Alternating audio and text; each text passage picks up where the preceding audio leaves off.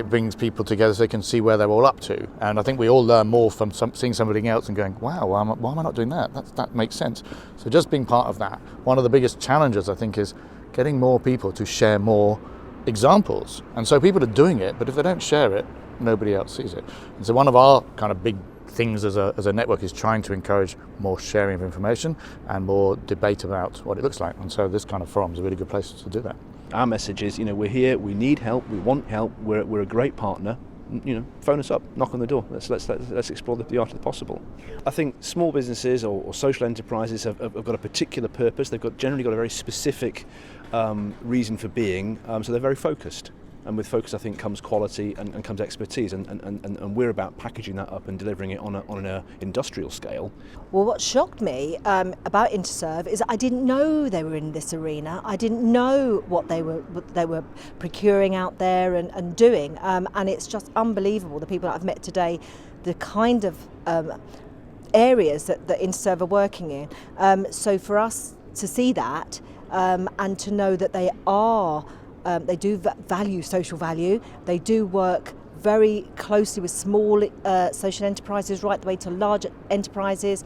They're very open, they're very flexible. All that kind of information is really key to be able to promote to other enterprises who think that they can't partner with a large organisation such as Interserve. We're looking for the right monitoring tools, how to record things correctly and actually have a better impact on the whole issue. So actually working better with partners and through partnerships and groups getting involved. What I specifically want to take back today is how do we measure our social impact?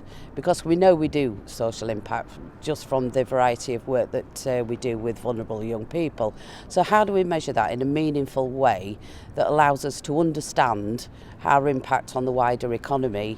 I mean, if you look at the wider Interserve, we've got a huge number of small and medium enterprises that we depend on in our supply chains. In my own field, which is justice, we're very, very dependent on voluntary sector organisations who are so competent and able at dealing with people with very challenged lives.